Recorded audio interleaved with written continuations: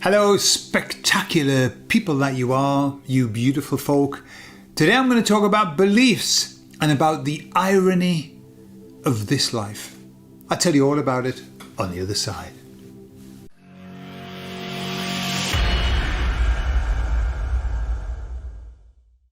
So I'm going to start by telling you a story. So one day this priest was working on the Sunday sermon. It was a Saturday, and he was working on the sermon, trying to find a nice thing to say. He was really struggling with it. He was getting quite frustrated. When suddenly, through the window, which he had wide open to get some fresh air, he heard the noise of children playing football.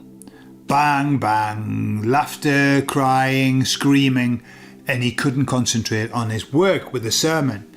And he was getting more and more agitated. In the end, he thought, I've got to get rid of these kids.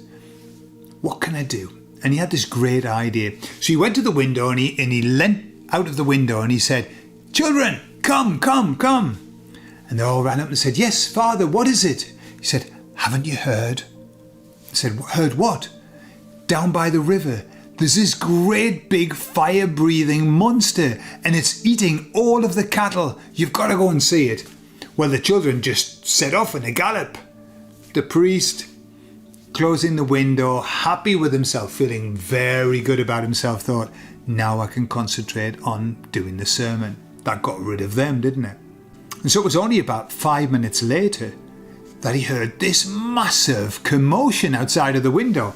And running to the window, he opened the window and he saw that the whole entire village was running downriver. And he leaned out the window and he said, "What's going on? What's going on?" And one of the villagers said, "Haven't you heard? Down by the river, there's a fire-breathing monster that's eating all of the cattle. We've got to go and stop it." And then the man ran on.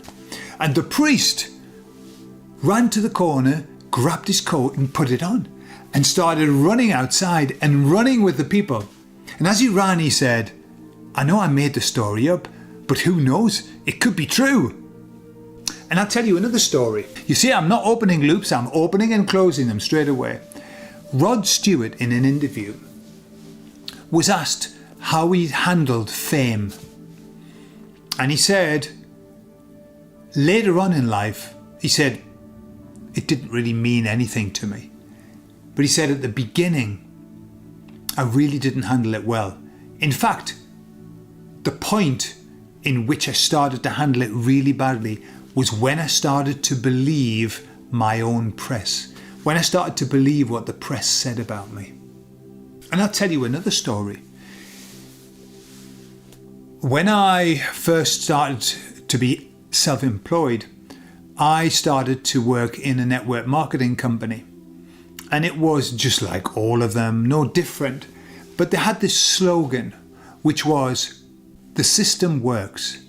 It's people that don't." And so whenever I saw that the system wasn't working for somebody, I used to say that.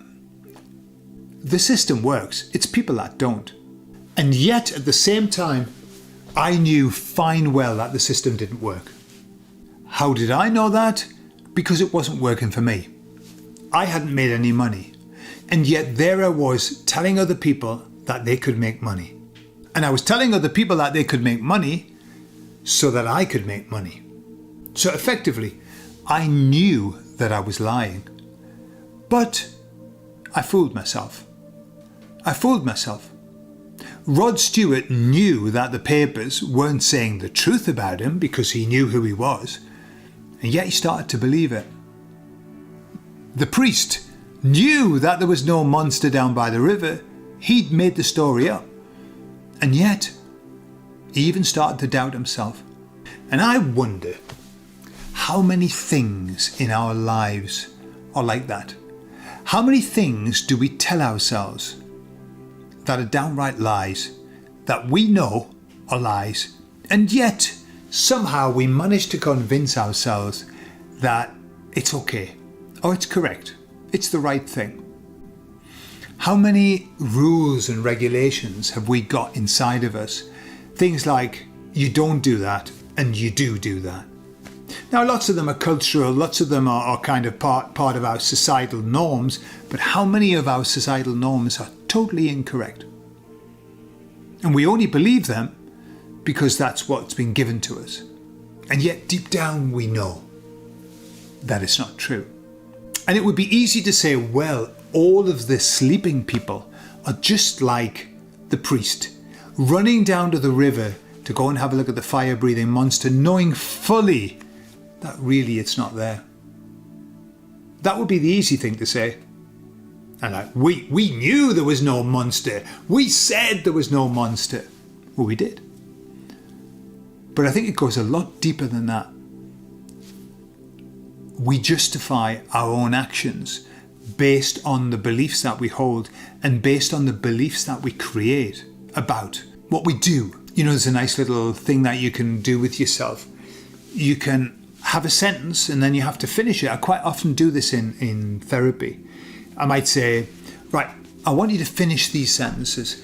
Good people, and then somebody has to finish that sentence. Or bad people always, and then somebody has to finish it. Good people always do this, yeah? And it's amazing what you get to find out about the person, what they believe about good people, what they believe about bad people. And if a person believes themselves to be bad, and you say to them, finish the sentence, good people always, they will then tell you what it is that they're not doing. Hence, you will know why they perceive themselves to be bad.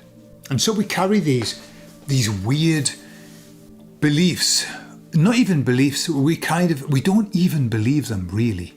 We pretend to believe them because it's more comfortable. It's easier to believe them than to face the stark reality of the fact that it's a load of shit, what we're saying. I've heard myself say the most ridiculous shit things. And as I say them, I can hear that they're not true. Some of them are great. You know, I'm not saying that all the things that we say are not worthy of things. For example, I say coffins don't have pockets. Okay? Of course they have pockets. People put stuff in all the time, but it's a metaphor. It's a great metaphor, which is you can't take it with you. Don't work too hard in your life because you're not going to take it with you. What's the point? Have some fun with people. So some of the beliefs, you know, some of these little truisms are good. I've got another truism that I use in my life, which is don't work harder, work smarter. I like that. I really like that. Do I live up to it all the time? No, sometimes I just work really hard and not very smartly. However, I'm learning. But how many things are we being told that perhaps we're believing that maybe aren't true? Just like people on the right are good and solid and Christian and nice, and people on the left are crazy motherfuckers. Yeah? We're being taught that all of the time. All of the time. Is it true? I don't think so. I don't think so. It's just very easy. It makes it very easy to therefore justify your thoughts and your actions. Another one. All people who believe in God are stupid. Yeah. And people who believe in God, all atheists are stupid. It's a really easy belief to have. It justifies your position. All of these beliefs help us to stagnate. They create stagnation. And they stop us from being true to ourselves. Rod Stewart believed what they said about him and probably became the parody. You know, it's often you hear this, that very famous people, as they get older, they become a parody of their own selves. I can recall some famous singer, I think it was Tony Newley or Anthony Newley, and somebody who saw him in later life singing said, Anthony Newley, if you went into a karaoke competition of people pretending to be Anthony Newley, would probably come third. Why? Because he'd become a parody of his own self. And so I think that the most important thing for us to do is to find out who we really are And also to look at our beliefs, look at our values and ask ourselves, are these really mine? And are they just an easy way to justify me? It's a very tough journey. This is one of the most important journeys of our life, is to look in the mirror, look at ourselves, look in the mirror, baby. Yeah, it's hard and it's scary, but I think it's where growth lies.